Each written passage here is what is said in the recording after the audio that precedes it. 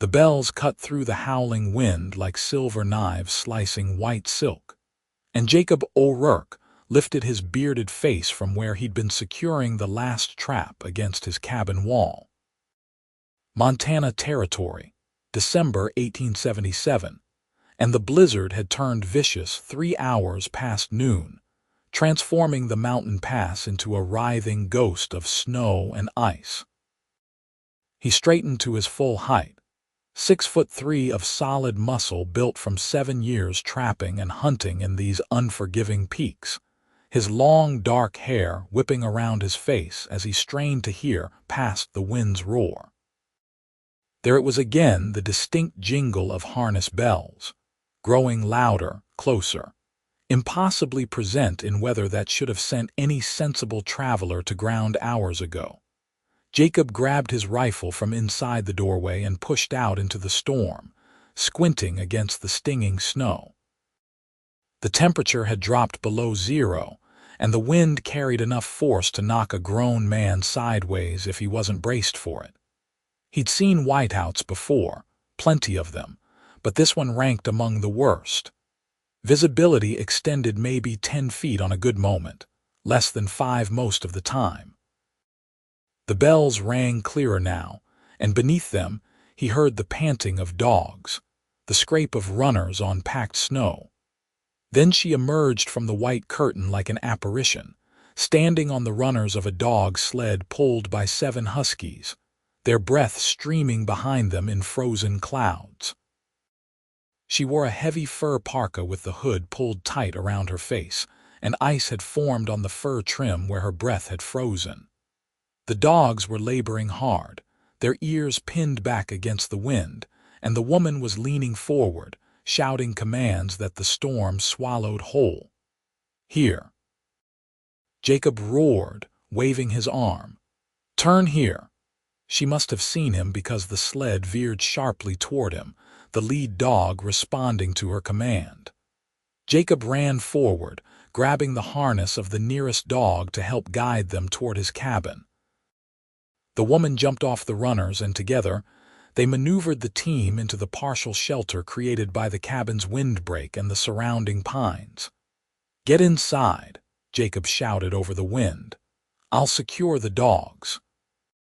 "I help with my own team," she shouted back, her voice strong despite the conditions. "You take the left side, I'll take the right." There wasn't time to argue.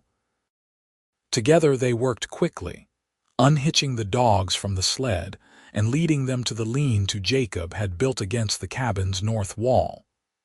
It wasn't much, but it cut the wind and had thick bed of pine boughs covered with old firs.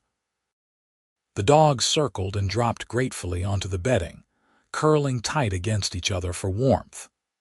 Jacob noted they were all in good condition, despite the brutal journey, well-muscled, thick-coated with bright eyes that spoke of good care and training. He grabbed the woman's arm, his large gloved hand gentle but insistent, and pulled her toward the cabin door. She didn't resist this time, stumbling slightly in exhaustion. Jacob shoved the door open and practically carried her inside, then slammed it shut against the wind. The sudden silence was deafening, broken only by the crackling of the fire in his stone hearth and their harsh breathing. "Sweet merciful heaven," the woman gasped, pulling back her hood with trembling hands. "I thought we'd die out there." Jacob stared. She was younger than he'd expected, maybe 23 or 24, with a heart-shaped face framed by honey-blonde hair that had escaped its braids. Her eyes were the color of a summer sky, bright blue and wide with exhaustion and relief. Ice clung to her eyelashes and the strands of hair around her face. She was beautiful, but more than that, she radiated a fierce determination that had gotten her through that storm alive. "You nearly did," Jacob said, his voice rough from disuse. He lived alone up here, and sometimes days passed without him speaking aloud. "What in God's name are you doing out in a whiteout? Through the pass, no less." "I had to get through," she said, swaying on her feet. "Medicine, for Tanapa, for the children." "Tanapa." Jacob caught her elbow as she stumbled. That's in Nevada. You're in Montana territory, woman. You've come the wrong direction entirely. She blinked at him, confusion crossing her face, and then her eyes rolled back. Jacob caught her before she hit the floor, sweeping her up in his arms as though she weighed nothing. She was solid enough beneath the heavy furs, but still felt small against his broad chest. He carried her to his bed, the only bed in the one-room cabin, and laid her down gently, then began working on removing her ice-crusted outer gear. Her gloves came off first, revealing hands that were red with cold but not yet frostbitten. Good. Her boots next, and her feet were in similar condition. Jacob worked efficiently, having treated cold injuries before. He removed the heavy fur parka and the wool coat beneath it, then wrapped her in the thick bare fur that usually covered his bed. The cabin was warm from the fire he'd kept burning all day, and heat was what she needed now. He wet a cloth with water from the kettle that hung near the fire and gently cleaned the ice from her face and hair. She murmured something but didn't wake. Jacob sat back on his heels, studying her face in the firelight. She had a small scar through her left eyebrow and another on her chin. Not a pampered town girl, then. Someone who'd seen some living. The storm howled outside, rattling the shutters. Jacob moved to the door and opened it just enough to check on the dogs. They were huddled together in the lean-to, barely visible through the driving snow. He'd give them food and water once the worst of the storm passed, but for now they were safe enough. Sled dogs were built for this weather, unlike humans who insisted on traveling through it. He secured the door again and turned back to his unexpected guest. She was still unconscious, her breathing deep and steady. Jacob pulled his chair close to the bed and sat down to wait, his rifle across his knees out of habit. Outside, the blizzard raged on, but inside the cabin, warmth and firelight held the winter at bay. An hour passed before she stirred. Jacob had been whittling a piece of pine, creating the rough shape of a fox when her eyes fluttered open. She stared at the rough-hewn log ceiling for a moment, disoriented, then turned her head and met his gaze. "You're safe," Jacob said quietly. "The storm's still going, but you're warm and dry now." She pushed herself up on her elbows, and the bare fur slipped down to reveal a simple wool dress underneath. "My dogs are fine. In the lean-to, sheltered and together. They'll be hungry when this passes, but they're healthy animals. You trained them well." Relief flooded her face and she sank back against the pillow. "Thank God. I was so worried we wouldn't make it. The storm came up so fast and I was already in the pass when it hit. Turning back seemed more dangerous than pushing forward." "That was probably the right choice," Jacob admitted, though the better choice would have been not entering the pass at all with a storm coming. "I know that," she said, a spark of irritation lighting her eyes. "I'm not a fool, but I had no choice. There are children dying in Tonopah, and I have the medicine that might save them." Jacob set down his whittling. "You said Tonopah. That's in Nevada." "Yes, in Nevada. I'm very aware of where Tonopah is since I live there." She sat up fully now, clutching the fur around her shoulders. "I went to Virginia City to get the medicine. They have a real doctor there, and he had what we needed. I was trying to make it back before the storm hit." "Virginia City is south and west of here," Jacob said slowly. "You should never have been anywhere near this pass if you were heading from Virginia City to Tonopah." Color flooded her cheeks. "I know that now. I got turned around in the early snow before the real storm hit. I thought I was following the right trail, but everything looked the same, and then the wind picked up and I couldn't see anything at all. I just kept the dogs moving, hoping we'd find shelter." "Lucky you found my cabin," Jacob said. "There's nothing else for 20 miles in any direction."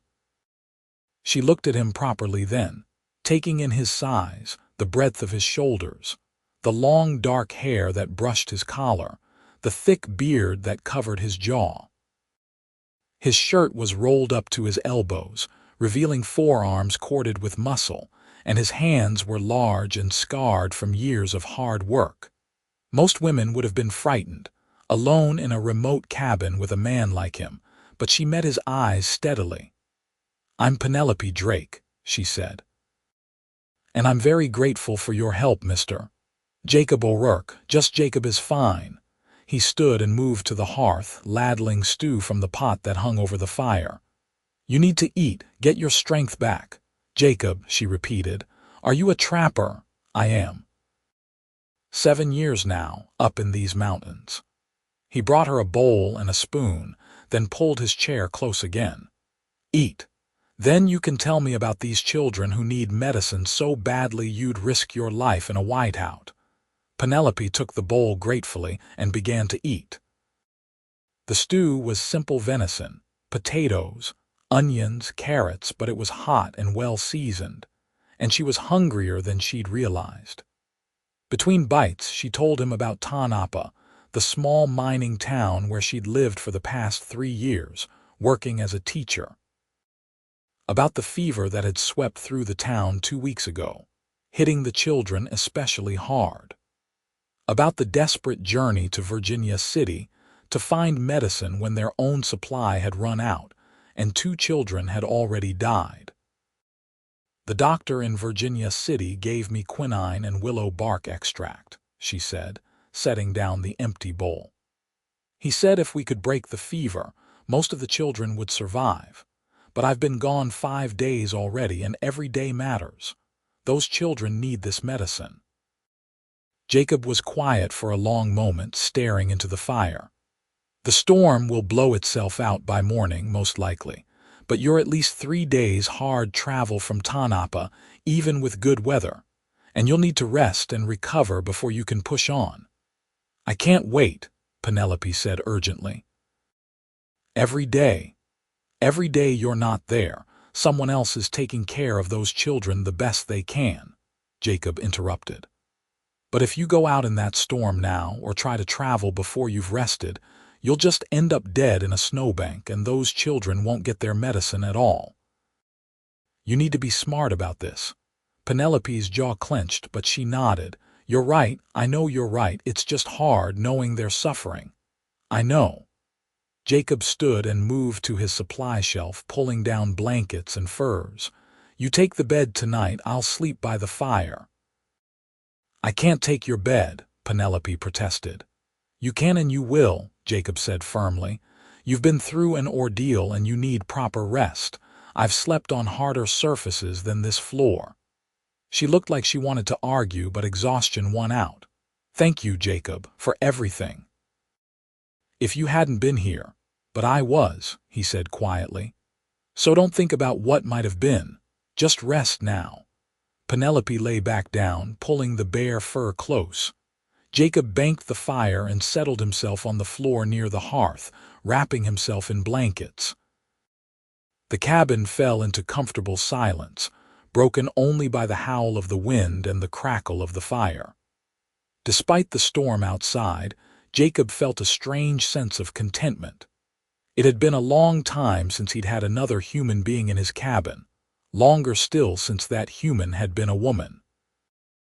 And what a woman Penelope Drake was, brave and determined, willing to risk everything for children who needed her. Jacob closed his eyes, but sleep was slow to come. He kept seeing Penelope's face in his mind, the way her blue eyes had blazed with determination when she'd spoken about the children, the way her hair caught the firelight.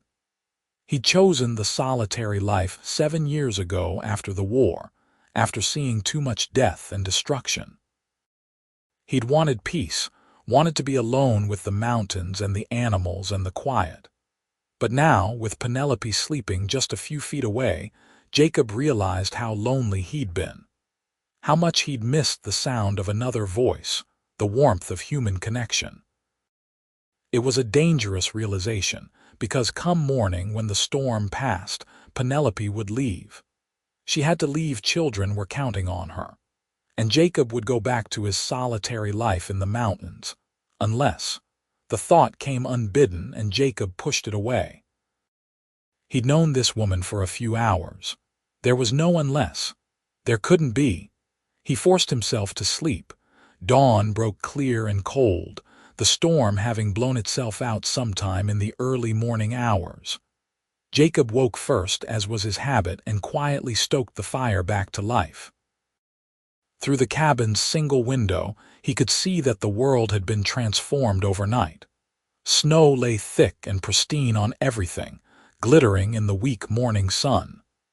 The pines were heavily laden with it, their branches bowing under the weight. Penelope stirred as the cabin warmed, pushing herself up with a groan. "Oh, I ache everywhere." "That'll be from fighting the storm," Jacob said, not turning from where he was preparing coffee. "It'll ease as you move around." She climbed out of bed, still fully dressed except for her boots, and moved to the window. "It's beautiful," she breathed, "and terrifying. I can't believe we made it through that. Your dogs are well trained, and you're clearly experienced with a sled. That counts for a lot." Jacob poured coffee into 2 tin cups and handed her one. "But you got lucky finding this place. I know."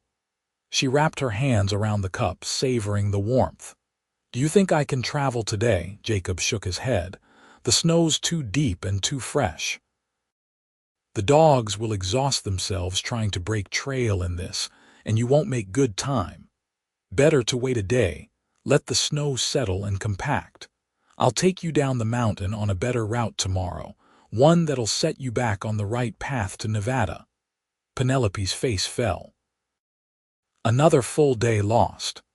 Better than getting lost again, or having your sled break through unstable snow and injure one of your dogs. Jacob moved to the door. "I need to check on your team, make sure they came through the night all right. You should eat something.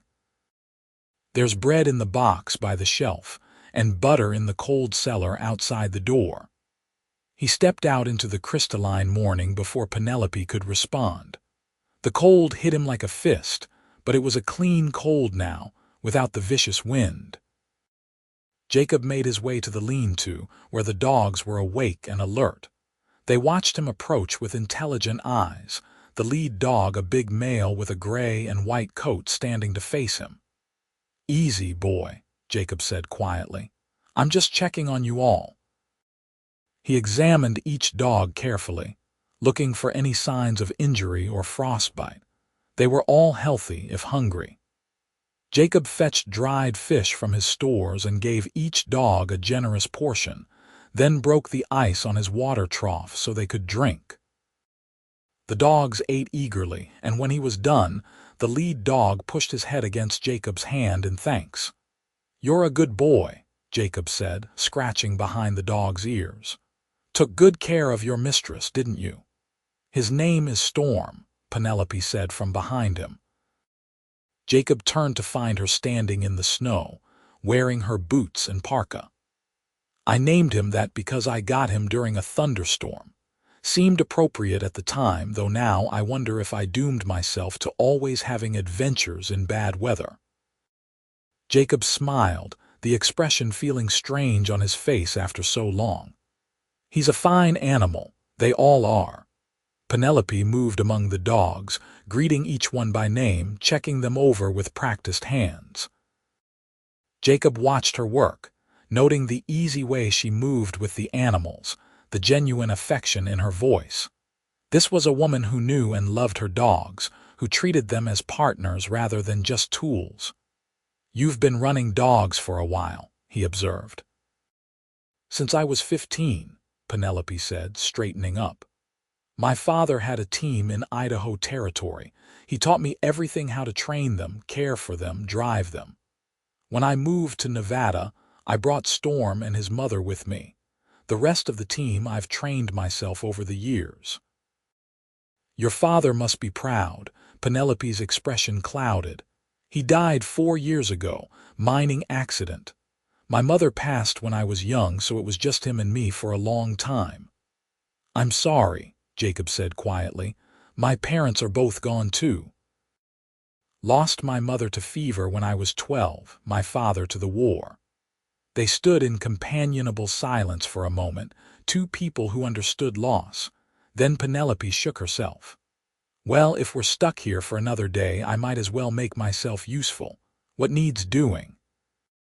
Jacob found himself wanting to tell her to rest, to take it easy after her ordeal, but he recognized that restless need to be useful. He felt it himself sometimes. "I was going to check my trap lines within a mile or so of the cabin. Could use a second pair of hands if you're up for it." "I'm up for it," Penelope said firmly. They spent the morning working the nearby traps together. Jacob had caught 2 rabbits and a fox, and he showed Penelope how he reset the traps, how he read the signs in the snow to know where to place them. She was a quick learner, asking intelligent questions and paying close attention to his answers. As they worked, they talked. Jacob found himself telling her about his time in the war, about how he'd come to the mountains afterward seeking peace, about the satisfaction he found in the simple rhythms of this life, checking traps, preparing pelts, hunting for food, keeping his cabin maintained. It was the most he'd talked in years, and the words came easier than he'd expected. Penelope told him about her life in Tanapa, about teaching children whose parents worked in the mines, about the small community that had formed in that harsh desert landscape, about how much she loved seeing a child's face light up when they mastered reading or arithmetic, about the satisfaction of making a difference in young lives. "You really care about those children," Jacob said as they trudged back toward the cabin through the deep snow. "They're my children in a way," Penelope said. "Not by blood, but by choice. I chose to be their teacher, to help guide them, to care about their futures. How could I not do everything in my power to save them?" Jacob understood. It was the same fierce protectiveness he felt for these mountains, for the animals that lived here. A sense of responsibility, of stewardship. They were kindred spirits, he realized, just expressed in different ways. Back at the cabin, Jacob showed Penelope how he prepared the pelts, the careful process of skinning and stretching and treating the hides. She watched with interest, not squeamish about the blood and the work, her hands steady when he let her try it herself. "You're good at this," he said, watching her work on the rabbit pelt. "I grew up on the frontier," Penelope said with a slight smile. "My father believed girls should know how to do everything boys could do, said the frontier didn't care about what was proper in fancy Eastern parlors." "Smart man," Jacob said. They prepared dinner together, Penelope making biscuits while Jacob fried venison steaks in his big iron skillet. The cabin felt smaller with both of them moving around in it, but it was a comfortable closeness. Jacob kept finding excuses to stand near her, to catch the subtle scent of her hair beneath the wood smoke, to watch the way her capable hands worked the dough. "This is dangerous," he told himself. "She's leaving tomorrow. Don't get attached." But it was too late for that, he realized as they sat down to eat. He was already attached, already imagining what it might be like to have her here always, to wake up to her face every morning, to share the work and the quiet evenings by the fire. It was foolish, impossible. She had a life in Nevada, responsibilities, children who needed her, and he had chosen this solitary life, had run from human connection after the war had shown him how much it could hurt to lose people you cared about. "You're very quiet," Penelope said, pulling him from his thoughts. "Just thinking," Jacob said. "About what?" He met her eyes across the rough wooden table. The firelight painted her face in gold and shadow, and she'd never looked more beautiful. "About how I'm going to miss you when you leave tomorrow." Penelope's breath caught. "Jacob, I know," he said quickly. "I know you have to go. I know we just met. I'm not asking you for anything, Penelope. I just wanted you to know." She was quiet for a long moment, her blue eyes searching his face. "I'm going to miss you too," she finally said, her voice soft. I've been thinking about it all day, how strange it is that I feel so comfortable with you, like I've known you for years instead of hours. I felt that too, Jacob admitted. But I do have to leave. Those children, I know, Jacob said again, and I'm going to help you get back to them. I'll guide you down the mountain tomorrow, make sure you're on the right path. It's the least I can do. They finished dinner in silence, but it was a thoughtful silence rather than an uncomfortable one. After they'd cleaned up, Penelope went to check on her dogs one more time while Jacob banked the fire for the night. When she returned, her cheeks red from the cold, Jacob was laying out his bedroll by the hearth again. "Jacob," Penelope said, "that bed is big enough for 2 people to sleep without. I mean, we're both adults, and the floor is hard and cold. You shouldn't have to sleep there again." Jacob's heart hammered in his chest. "Penelope, I don't think that's a good idea." "Why not? Don't you trust yourself?" There was a teasing note in her voice, but also a genuine question. "I trust myself just fine," Jacob said. "It's my feelings I don't trust." Penelope crossed the cabin to stand before him. She was tall for a woman, but still had to tilt her head back to meet his eyes. "What if I told you I'm having the same problem with my feelings?" "Then I'd say we're both fools," Jacob said roughly. "You're leaving tomorrow, Penelope. You have to leave. And I live up here alone, away from people and towns and civilization. There's no way this can work." "I know that," Penelope said. "My head knows that, but my heart seems to have different ideas." She reached up and touched his bearded cheek gently. "I've never felt this way before, Jacob. This quick, this certain. It's terrifying." Jacob caught her hand in his much larger one, pressing it against his face. "I fought in the war. I've faced down bears and wolves and blizzards, and nothing has scared me as much as the thought of caring about you and then losing you." "So what do we do?" Penelope whispered. Jacob didn't have an answer. Instead, he did something he'd been wanting to do since she'd first pulled back her hood. He leaned down and kissed her. Penelope made a small sound of surprise, and then she was kissing him back, her free hand coming up to tangle in his long hair. The kiss was gentle at first, tentative, and then it deepened into something fierce and hungry. Jacob wrapped his arms around her, pulling her close, feeling how perfectly she fit against him despite their size difference. When they finally broke apart, both breathing hard, Penelope's eyes were bright with unshed tears. "That didn't help," she said shakily. "No," Jacob agreed. "It didn't. I still have to leave tomorrow, I know." "But tonight," Penelope looked up at him. "Tonight, could I just be close to you? Could we just have this one night?" Jacob knew he should say no, knew that this would only make the parting harder, but he was only human and he wanted her with an intensity that shook him to his core. "Yes," he said hoarsely. "Tonight." They lay down together in the bed. Still fully clothed, Penelope curled against Jacob's side with her head on his broad chest. His arm wrapped around her, holding her close, and his other hand stroked her hair gently. They talked in low voices, sharing stories from their pasts, learning each other in the way new lovers do.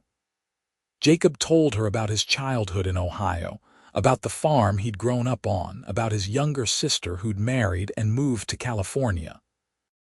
Penelope told him about growing up in Idaho Territory, about the scraped knees and adventures of a frontier childhood, about her father's gentle guidance and her own fierce independence. Somewhere in the early hours of the morning, they fell asleep wrapped in each other's arms. Jacob's last thought before dreams took him was that this felt more right than anything had in his entire life. He woke at dawn to find Penelope already awake, watching him with sad eyes. "Good morning," she said softly. "Morning," Jacob replied, his voice rough with sleep. He tightened his arm around her for a moment, then forced himself to let go and sit up. "I'll make breakfast and then we'll get you on your way." They moved around each other carefully as they prepared for the journey, both acutely aware that their time together was running out. Jacob packed supplies for Penelope: dried meat, hard biscuits, coffee, refusing to let her leave without enough food for several days. He also included a map he'd drawn, showing her the best route back to Nevada. "Follow this trail down the mountain," he said, pointing to the marks on the paper. "It'll take you to a settlement called Willow Creek. From there, you can get directions to Virginia City and you'll know your way home from there." "Thank you," Penelope said, tucking the map carefully into her pack. She looked at him, her eyes shining with tears. "Jacob, I don't know how to say goodbye to you." "Then don't," Jacob said. He pulled her into his arms, holding her tight. "Just go, Penelope, go save those children. But know that you've changed something in me. Know that I'll remember you every day." "Come with me," Penelope said suddenly, desperately. "Come to Nevada. You're a trapper, you could trap there just as well as here." "We could, I can't," Jacob said, and it hurt like a knife to the chest. "This is my home, Penelope. These mountains are where I found peace after the war. I can't just leave them." "And I can't stay," Penelope said, tears spilling down her cheeks now. "Those children need that medicine. I have to get back to them. I know." Jacob kissed her forehead, then her cheeks, tasting salt. "I know." They hitched up her dogs together, working in heavy silence. The morning was clear and cold, perfect for traveling. Jacob would guide her down the mountain for the first few miles, making sure she started on the right path. Then he'd watch her go and return to his cabin alone. The journey down was torture. Every minute that passed was 1 minute closer to goodbye. Penelope drove her sled with Jacob running alongside on snowshoes, his long legs eating up the distance easily. The dogs were rested and eager, the sled gliding smoothly over the packed snow. Too soon, they reached the fork in the trail where Jacob had to turn back. He'd guided her far enough that she couldn't get lost now, not with clear weather and his map. This was where they had to part. Penelope stopped the sled and set the snow hook, then walked back to where Jacob stood. For a long moment, they just looked at each other, memorizing faces, storing up memories against the loneliness to come. "Be safe," Jacob said finally. "And write to me if you can. General delivery to Willow Creek, they know me there. Let me know the children are all right." "I will," Penelope promised.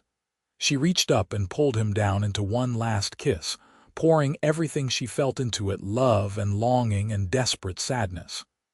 Jacob kissed her back just as fiercely, his big hands cradling her face like she was something precious and fragile. When they broke apart, Penelope turned quickly and returned to her sled before she could change her mind, before she could beg him again to come with her. "Hike up," she called to her dogs, and the team lurched forward, the sled's runners hissing over the snow. Jacob stood and watched her go, watched until she was just a dark speck in the distance, and then until she disappeared entirely around a bend in the trail. The mountains were silent around him, beautiful and empty and cold. He thought he wanted solitude, wanted to be alone with his peace. But now it just felt like loneliness. He turned and began the long snowshoe trek back to his cabin, each step heavier than the last. The weeks that followed were the longest of Jacob's life.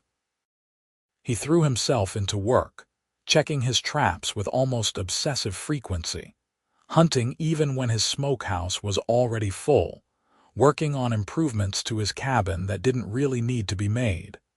Anything to keep busy, to keep from thinking about Penelope. But at night, in the bed where they'd slept wrapped in each other's arms for just one night, he couldn't keep the memories away. He'd trace the pillow where her head had rested, and he'd remember the way she'd looked at him, the sound of her laugh, the fierce determination in her voice when she'd talked about the children she was trying to save. 6 weeks after she'd left, Jacob made the 2-day journey to Willow Creek to sell his pelts.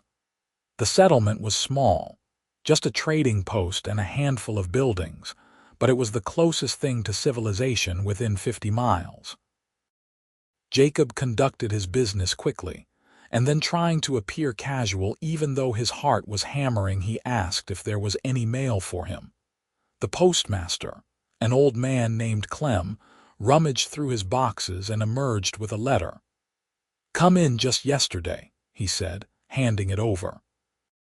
"From Nevada, looks like." Jacob's hands shook as he took the envelope. Penelope's handwriting was neat and clear on the front. He walked outside before opening it, needing privacy for whatever it contained. The letter was 2 pages long, and Jacob read it standing in the snow outside the trading post, oblivious to the cold. "Dear Jacob, I made it back to Tanapa safely. Your map and guidance were perfect. I found Willow Creek easily and made good time from there. The medicine arrived just in time. 3 of the children were very ill, but with the quinine, their fevers broke. We lost no more children to the sickness, thank God. They're all recovering now, and every time I see their healthy faces, I think of you and the sacrifice you made in letting me go so I could bring them this help. But Jacob, I have to tell you I'm not all right. I thought coming home would help, that getting back to my work and my life here would make missing you easier. It hasn't. Every day is harder than the last. I wake up reaching for you and you're not there. I see something beautiful, a sunset, a bird, anything, and I want to share it with you. The children ask why I seem sad, and I don't know what to tell them. I've been thinking constantly about that day when you asked me to stay, and when I asked you to come with me. We both said no for what seemed like good reasons at the time. But Jacob, I don't know if those reasons are good enough. Not when I love you like this. Not when every day apart feels like trying to breathe with half a lung. I'm not asking you to change your mind, not yet. I just needed you to know how I feel. That what we had in those 2 days wasn't just a moment for me. It was real and it's lasting, and I don't think it's going away. Please write back. Even if it's just to say hello, to tell me about your trapping, about the mountains. I need to know you're all right. I need to feel connected to you somehow. With all my love." Penelope. Jacob read the letter 3 times, and then he went back into the trading post and bought paper and a pencil. He wrote his response right there, leaning on the counter, not caring that Clem was openly watching with interest. "Dear Penelope, I'm so glad the children are all right. Thank you for letting me know. I've been worried, even though I knew you'd do everything in your power to save them. I'm not all right either. I thought I was content up here alone, thought I'd found my peace. But you showed me the difference between peace and just hiding from life. This isn't peace anymore, it's just empty. I love you, Penelope. I think I loved you from the moment you emerged from that whiteout like some kind of snow ghost, fierce and determined and beautiful.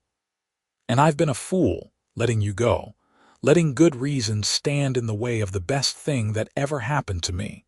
I'm coming to Nevada. I don't know how we'll make it work, but we'll figure it out. Maybe I can trap in the mountains near Tanapa, or maybe I'll find other work. I don't care, as long as I'm with you. The mountains will still be here, and there's peace to be found anywhere if you're with the right person. I'll leave as soon as the passes are clear enough for travel, probably another 3 or 4 weeks. I'll bring my essential gear and sell the rest. Watch for me in early April. Wait for me, Penelope. I'm coming home to you. All my love, Jacob. He posted the letter immediately, paying extra to have it sent express. And then he headed back to his cabin with a lighter heart than he'd had in weeks. He had work to do, preparations to make, decisions about what to keep and what to sell, a whole life to pack up. But for the first time since Penelope had disappeared around that bend in the trail, Jacob felt like he could breathe fully. The next weeks passed in a flurry of activity. Jacob made multiple trips to Willow Creek, selling his furs, his furniture, everything he couldn't carry with him or didn't need. He kept his trapping gear, his weapons, and his most essential supplies. Everything else went. The cabin would stay. It belonged to the mountains, really, and maybe some other wanderer seeking solitude would find it someday. Jacob left a good supply of firewood and dried food, along with a note explaining that any traveler in need was welcome to shelter there. Spring was coming early to the mountains, the snow melting in sudden rushing streams, the first green shoots pushing through the exposed ground. Jacob took long walks through his territory, saying goodbye to the places he'd known so well. The beaver pond where he'd had his best trapping. The ridge where he'd seen a mother bear and her cubs. The high meadow where elk came to graze in summer. He'd miss it, he realized, but he wouldn't miss it more than he missed Penelope. Another letter came before he left, delivered by a rider who made a special trip up to Jacob's cabin. Clem at the trading post had told the man where to find him, knowing Jacob would want the letter immediately. Jacob tipped the rider generously and tore open the envelope. "Dearest Jacob, your letter arrived yesterday, and I read it so many times I nearly wore out the paper. You're coming. You're really coming. I can hardly believe it, can hardly let myself hope after wanting it so badly. The children are all healthy now, back to their usual energy and mischief.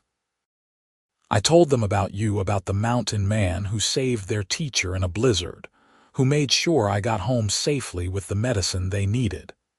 They're all excited to meet you. I've been thinking about the practical matters.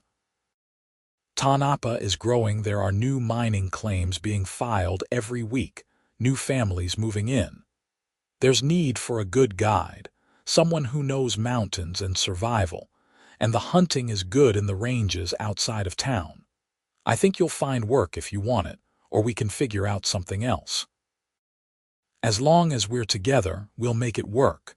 I'm counting the days until April. I'll be watching the road, waiting for a tall mountain man with long dark hair and the most beautiful soul I've ever known. Come quickly. Come safely.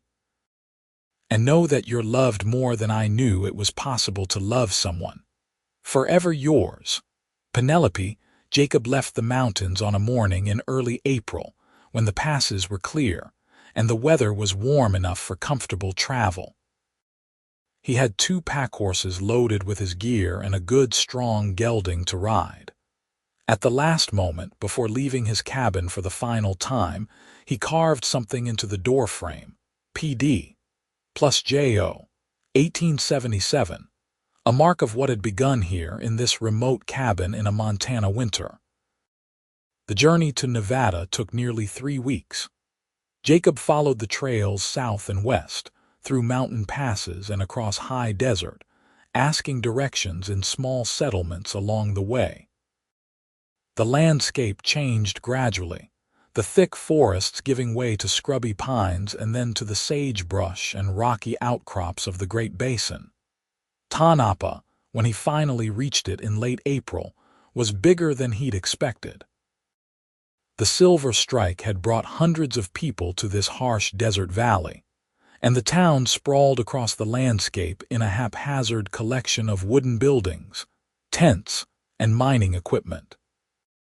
The streets were busy with miners, merchants, families, all the chaos and noise of civilization that Jacob had left behind 7 years ago. For a moment, doubt crept in. Could he really do this? Could he really live in a town again after so long alone in the wilderness? Then he saw her. Penelope was standing outside a small schoolhouse, watching a group of children play in the dusty yard. She wore a simple blue dress and her hair was pinned up, and she'd never looked more beautiful. As if she felt his gaze, she turned, and their eyes met across the distance. Jacob saw the exact moment she recognized him. Her hand flew to her mouth, her eyes went wide, and then she was running toward him, her skirts flying, ignoring the startled looks of the people she passed. Jacob dismounted and caught her as she flung herself into his arms. He lifted her clear off the ground, spinning her around, laughing for the sheer joy of it. Penelope was laughing too, crying, holding onto him like she'd never let go. "You came," she gasped against his neck. "You're really here." "I'm really here," Jacob confirmed, setting her down but not letting go, needing to touch her to confirm she was real. "I'm sorry it took so long. You're here now. That's all that matters." Penelope pulled back just enough to look up at him. And then she kissed him right there in the street, in front of everyone. A kiss that held weeks of longing and loneliness and love. When they finally broke apart, Jacob became aware that they had an audience. A group of children had approached, watching with wide eyes, and several adults were observing with interest. "Children," Penelope said, her voice still shaky with emotion, "this is Jacob O'Rourke, the mountain man I told you about." "You're really big," one small boy said with awe. Jacob laughed. "I suppose I am." "Did you really save Miss Drake in a blizzard?" a little girl asked. "Well, she saved herself mostly," Jacob said. "I just provided the cabin." "And the food and the warmth and the guidance back," Penelope added. She looked up at Jacob with shining eyes. "And so much more than that." The next hours passed in a blur.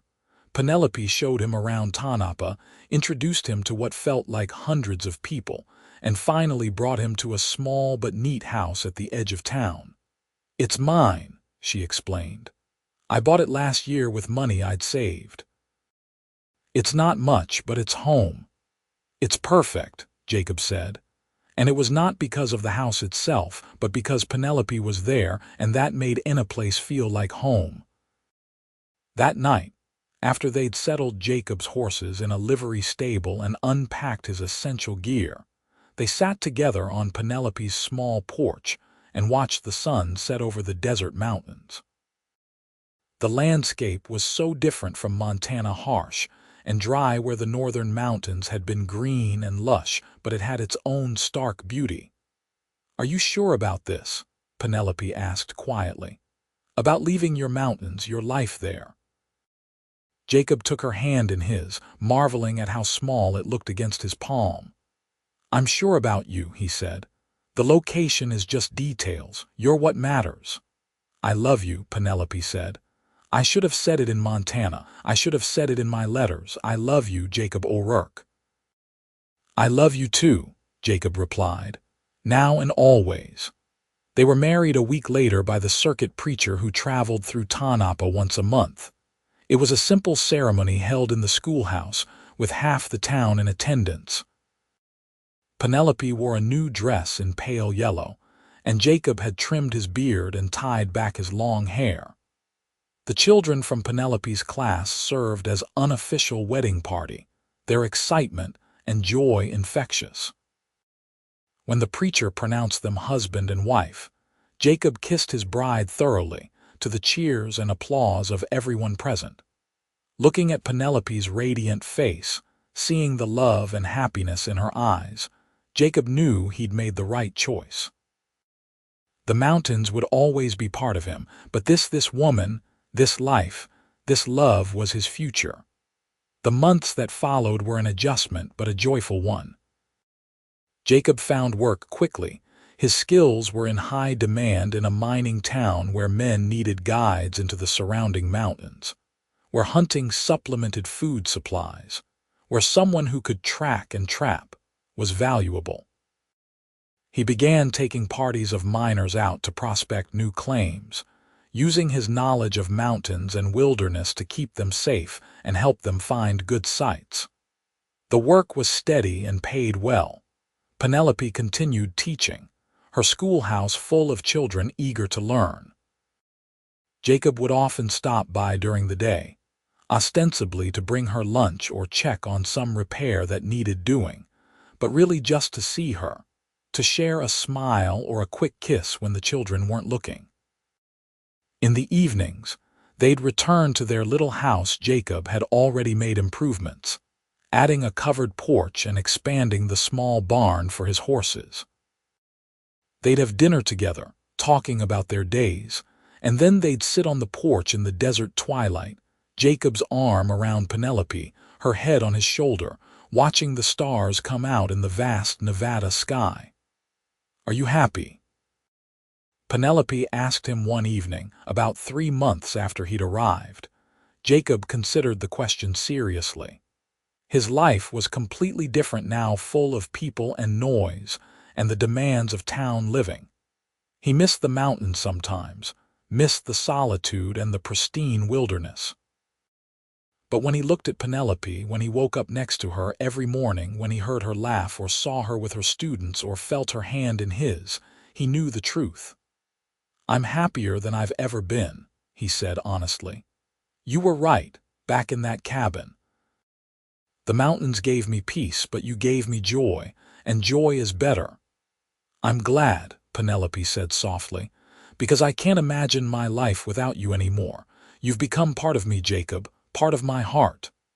"And you're part of mine," Jacob replied, kissing the top of her head. Always and forever. Winter came to Nevada, though it was nothing like the brutal Montana winters Jacob had known. The desert cold was dry and sharp, and occasionally snow would dust the surrounding peaks, but the town itself rarely saw more than a dusting. Jacob found himself missing the deep snows sometimes, but not enough to wish himself back there without Penelope. In February, on the anniversary of the day they'd met, Jacob surprised Penelope with a gift. It was a carving he'd been working on for months, a scene of a dog sled team emerging from a snowstorm, with a cabin visible in the background. He'd captured every detail, down to the bells on the harness and the individual dogs. Penelope cried when she saw it, holding the carving like it was made of gold. "It's us," she whispered. "It's our beginning." "I never want to forget that day," Jacob said. "The day you came into my life and changed everything." "I'll never forget either," Penelope promised.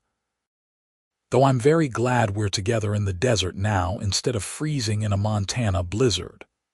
They both laughed at that, and Jacob pulled her close, thanking whatever providence had sent Penelope Drake into his life that snowy day. Spring brought news that made Jacob's heart clench. A letter arrived from Willow Creek, forwarded through several postal stations to reach him in Nevada. His sister Mary, whom he hadn't seen in 5 years, had written to say that she'd heard he'd left Montana and was trying to find him. Her letter was full of news about her family in California, about her husband and their 3 children, but underneath it all was a clear question. Where was he, and why had he left? Jacob sat down and wrote a long letter in response, telling Mary everything. About the war, about the years in the mountains, about Penelope and their meeting and his decision to leave Montana for love. He told her about his new life in Tonopah, about his work and his happiness. And he invited her to visit, to meet the woman who'd changed his life. Mary's response came 3 months later in June.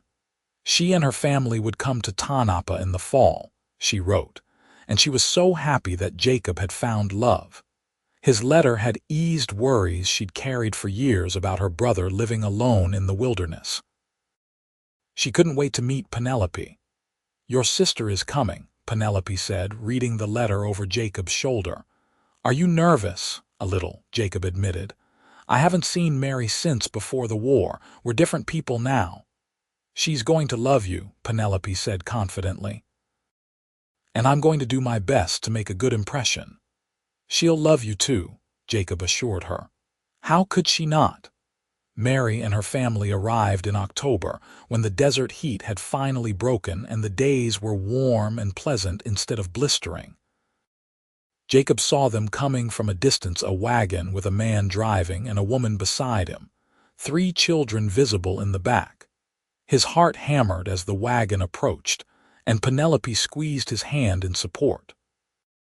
Then Mary was there, climbing down from the wagon, and she looked so much like their mother that Jacob felt tears sting his eyes. She was older, of course, with lines at the corners of her eyes and strands of gray in her dark hair, but she had the same warm smile he remembered. "Jacob," she breathed, and then they were hugging, both of them crying, years of separation and worry melting away. "I'm sorry," Jacob said roughly. "I should have written more, should have visited." "You're here now," Mary said, pulling back to look at him. "And you look good, Jacob. Happy." "Really happy?" "I am," Jacob said. He turned and drew Penelope forward. "Mary, this is my wife, Penelope. Penelope, my sister Mary, her husband Thomas," and he looked at the 3 children who'd climbed out of the wagon. "I'm guessing you're my nieces and nephew." The children nodded shyly and Mary laughed. "Yes, this is Emma, she's 10, Samuel is 7, and little Margaret is 5. The visit lasted a week and it was wonderful." Jacob showed his sister and her family around Tanapa, took Thomas and Samuel out hunting in the nearby mountains, and spent hours talking with Mary, catching up on years of life lived separately. Mary and Penelope became fast friends, bonding over teaching. Mary had been a schoolteacher before marrying and stories about managing the O'Rourke men. "He's different now," Mary told Penelope one afternoon when the men were out with the children. "When he went to war, Jacob was so young, so idealistic. When he came back, something had broken in him. I worried for years that he'd never heal, that he'd stay hidden up in those mountains forever." "What changed?" Penelope asked, though she thought she knew. "You did," Mary said simply. "Love did. You gave him a reason to live again, not just survive. I can't thank you enough for that." On the last evening of the visit, as they all sat around a fire outside Jacob and Penelope's house, Mary pulled out a bundle wrapped in oilcloth. "I brought you something," she told Jacob. "I've been keeping it since Mother died, waiting for the right time to give it to you." Jacob unwrapped the bundle carefully. Inside was a quilt, old and worn but still beautiful, made from scraps of fabric in blues and greens and golds. "Mother's quilt," he said softly. "I remember her working on this. She wanted you to have it," Mary said. "She made it for your future home, for your future family. I think now is the right time." Jacob spread the quilt across his lap, running his scarred hands over the careful stitches. Penelope leaned against him and he wrapped his arm around her, holding her close. "Thank you, Mary. This means more than you know." "I know," Mary said gently.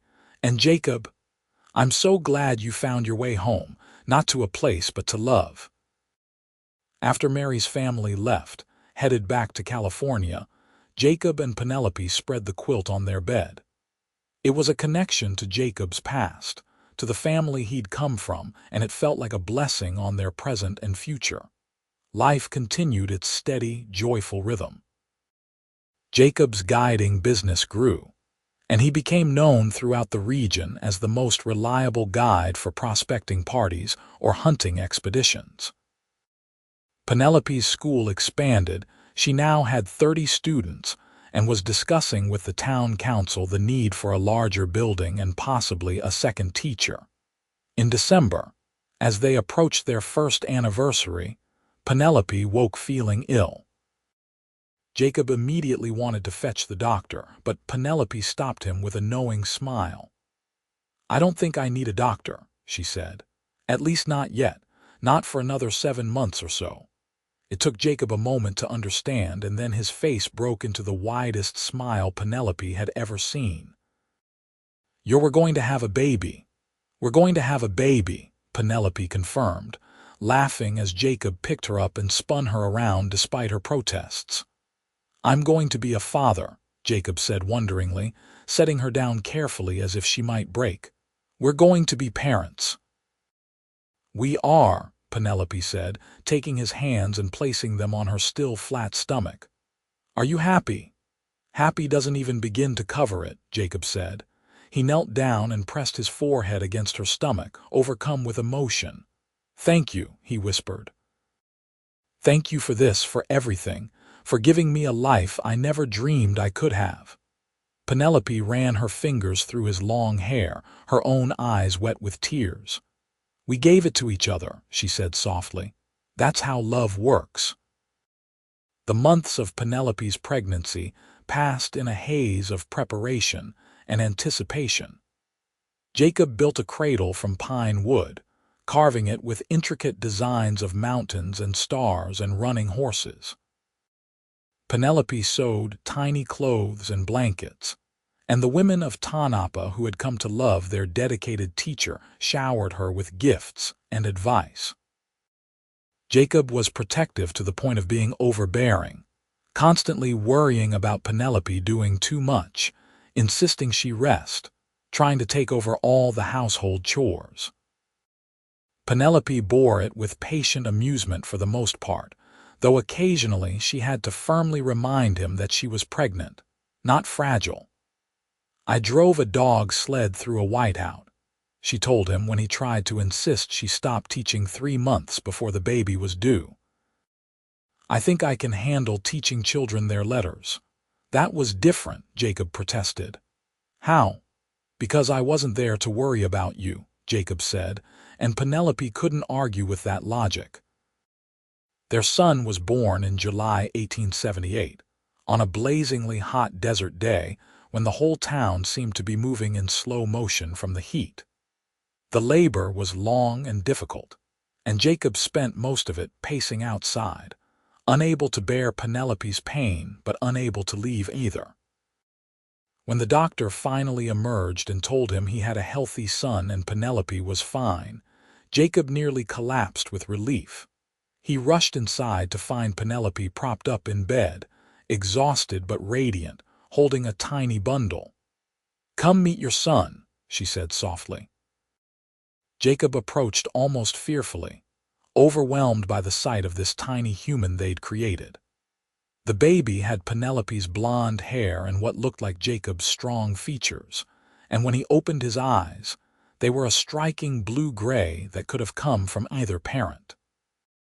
"He's perfect," Jacob breathed, touching one impossibly small hand with his large, calloused finger.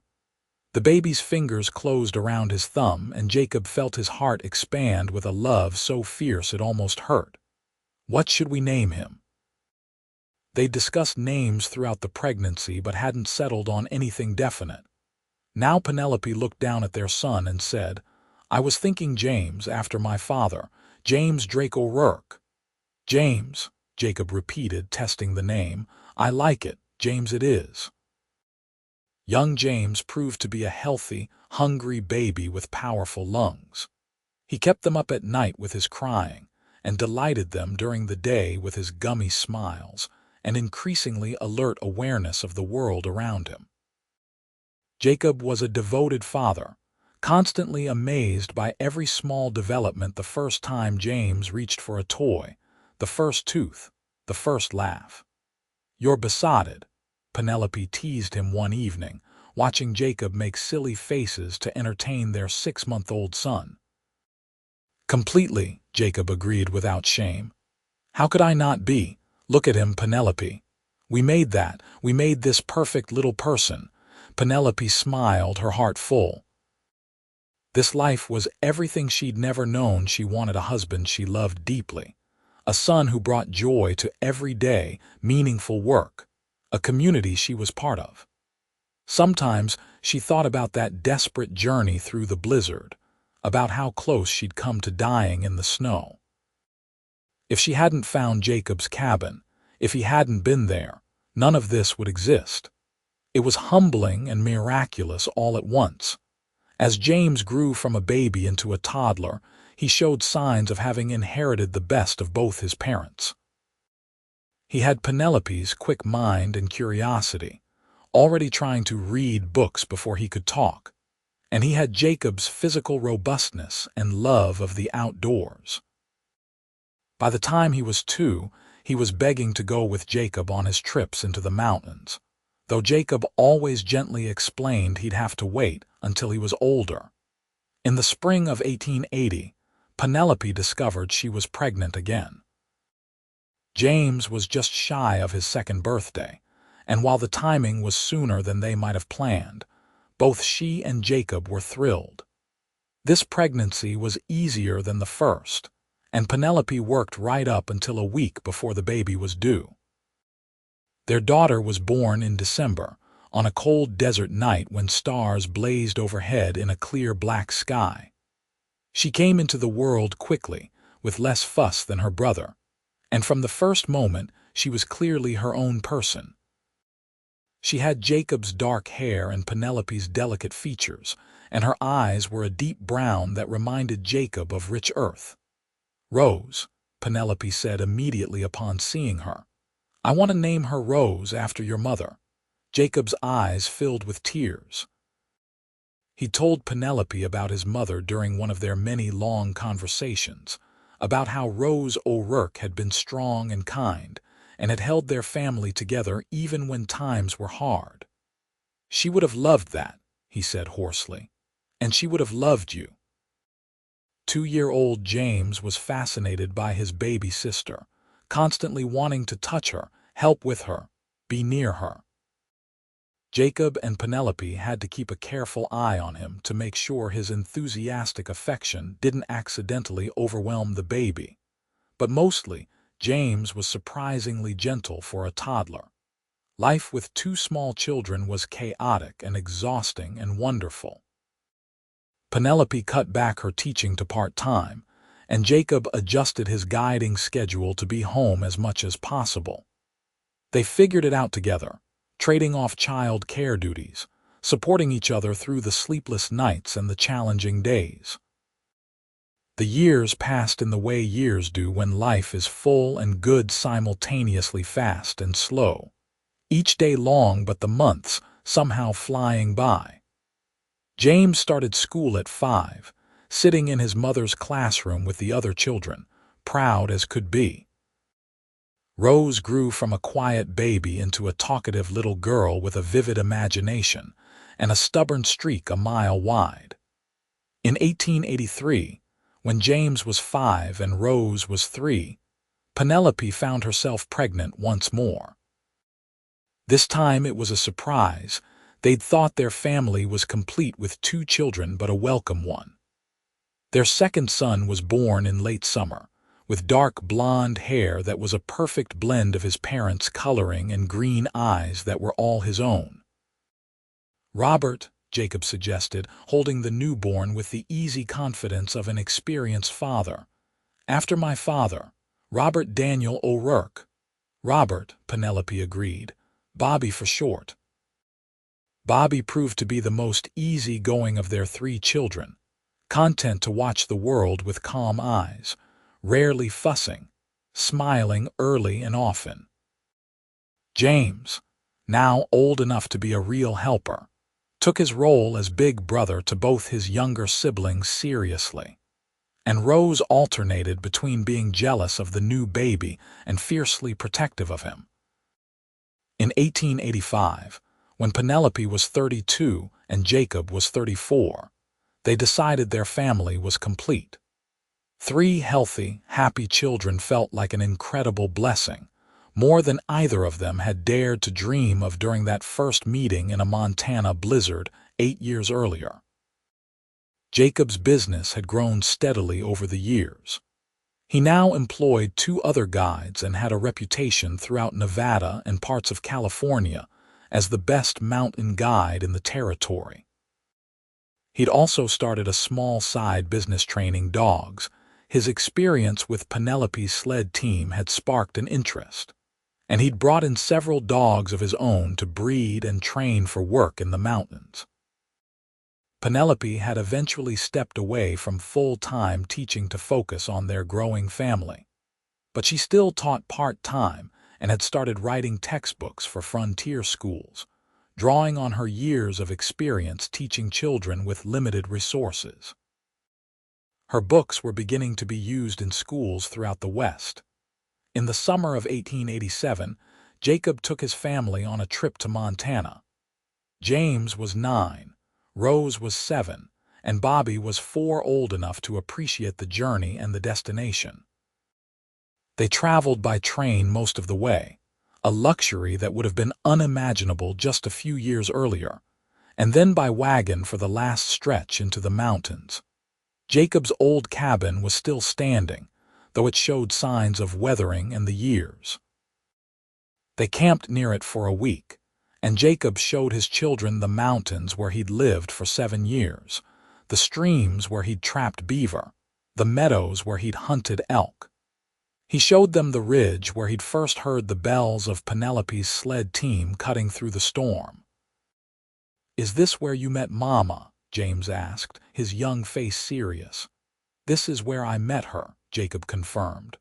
"Right over there in a blizzard so bad you couldn't see your hand in front of your face. She came out of the snow like a miracle." "Tell the story," Rose demanded. "Tell how you saved her." "She saved herself," Jacob corrected, as he always did. "I just provided shelter." But he told them the story anyway, about the bells in the storm, about helping Penelope secure her dogs, about the 2 days they'd spent together in the cabin before she'd left to bring medicine to sick children.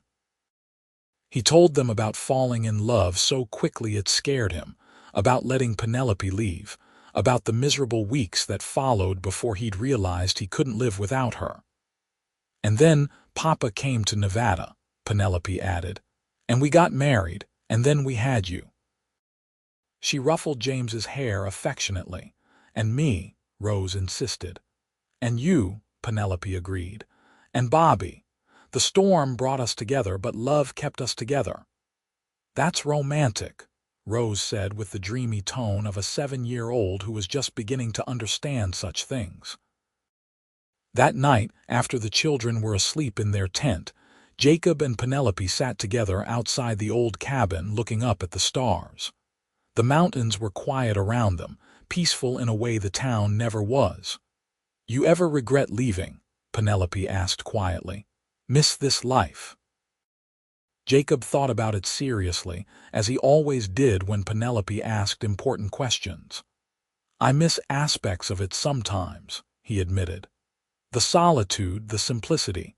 But Penelope, I wouldn't trade what we have for anything. These mountains gave me peace when I needed it, but you and our children give me joy, purpose, love. That's worth so much more than solitude." "I love you," Penelope said, leaning her head on his broad shoulder. "Thank you for choosing me, for choosing us." "Thank you for driving that dog sled through a whiteout," Jacob replied with a smile. "Best storm I ever lived through." They returned to Nevada at the end of summer, their children full of stories about the mountains and their father's old life. The trip had been good for all of them, a reminder of where they'd come from, an appreciation for how far they'd come. The years continued to roll by. The children grew and thrived. James developed into a serious, studious boy who loved books and mathematics, though he also inherited his father's love of the outdoors. Rose was their wild child, always getting into scrapes, always full of energy and ideas, keeping her parents constantly entertained and occasionally exasperated. Bobby was the peacemaker, easygoing and affectionate, getting along with everyone. In 1890, when James was 12, he asked his father to teach him to trap and guide. Jacob agreed, and father and son began taking trips into the mountains together, Jacob passing on the skills his father had taught him, that the wilderness had taught him. It was some of the best time Jacob ever spent with his eldest son, just the two of them, the mountains and the work. Penelope watched her husband with their children and felt her heart swell with love and pride. The fierce, lonely mountain man she'd met in that blizzard had transformed into a devoted husband and father, though he still retained that core of strength and capability that had attracted her from the first. He was still protective, still strong enough to lift her off her feet even after 13 years of marriage, still looked at her sometimes with such open love that it made her breath catch. In 1892, Mary and her family visited again, their first trip to Nevada in 5 years. Mary's children were nearly grown now. Emma was engaged to be married, and Mary and Thomas were graying and settling into middle age. but the bond between the siblings was as strong as ever. One evening, as the adults sat together after the children had gone to bed, Mary raised her glass of wine in a toast. "To Jacob and Penelope," she said, "who proved that love can conquer distance, circumstance, and even the worst blizzard Montana can throw at you." They all laughed and drank, and Jacob pulled Penelope close to his side. "To Penelope," he said, "who drove through a whiteout and changed my life forever." "To Jacob," Penelope added, "who heard my bells through the storm and gave me a home." "To love," Thomas said simply, "in all its forms." They touched glasses and drank, and outside the Nevada stars shone down on a family built from love and chance, and a storm that had brought two souls together. By 1895, 18 years after that fateful meeting in the Montana blizzard, Jacob and Penelope's life had settled into comfortable maturity. James was 17 and helping run his father's guiding business, already showing the same skill and knowledge of the wilderness that Jacob possessed. Rose was 15, a whirlwind of energy who wanted to be a journalist and travel the world, much to her parents' mixed pride and worry. Bobby was 12, still the gentle soul who loved animals and was already talking about becoming a veterinarian. Jacob was 46 now, his long hair streaked with gray, though his body was still strong and muscular from the physical demands of his work. Penelope was 43, with silver threads in her blonde hair and laugh lines at the corners of her eyes. They were older, certainly, but the love between them had only deepened with time. One December evening, Jacob came home from a week-long guiding trip to find Penelope standing in their yard, looking up at the sky.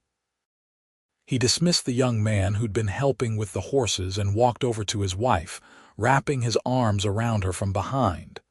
"What are you looking at?" he asked, pressing a kiss to her temple. "It's going to snow," Penelope said. "Can you smell it? Feel it in the air?" Jacob inhaled deeply.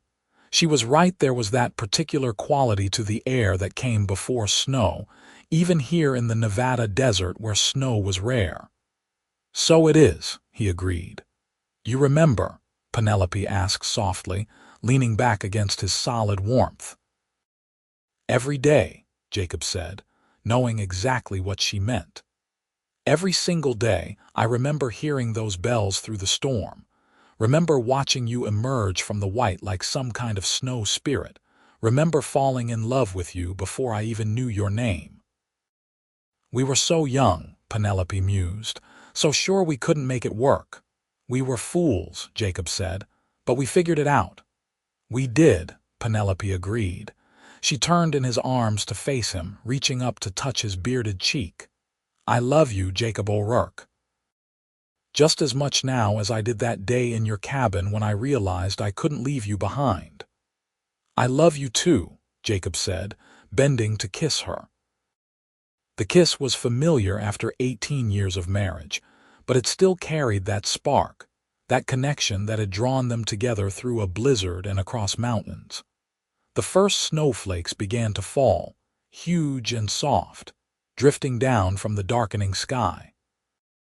Jacob and Penelope stood in their yard, wrapped in each other's arms, watching the snow begin to cover the desert landscape. Inside their house, they could hear their children laughing about something, the sound of home and family and love. "Do you ever think about how different our lives would be if I hadn't gotten lost that day?" Penelope asked. "If I'd found the right trail, made it back to Tonopah without stopping, all the time," Jacob admitted.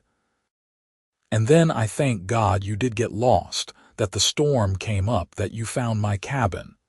Because this," he gestured to the house, to the falling snow, to everything around them. "This is everything I never knew I needed. You gave me that, Penelope. You and our children and this life we've built together." "We gave it to each other," Penelope said, echoing what she'd told him years ago. "That's how love works." They stood together as the snow fell harder, covering the world in white, and Jacob thought about that day 18 years ago when he'd heard bells through a whiteout. He'd been so lost then, so closed off from the world and from his own heart. But Penelope had broken through his isolation as surely as she'd broken through that storm, and she'd given him a life beyond anything he'd ever imagined. The mountain man and the teacher, brought together by a blizzard, bound together by love. It was a story they'd tell their grandchildren someday, a story of courage and chance and hearts that recognized their other half even in the midst of a storm.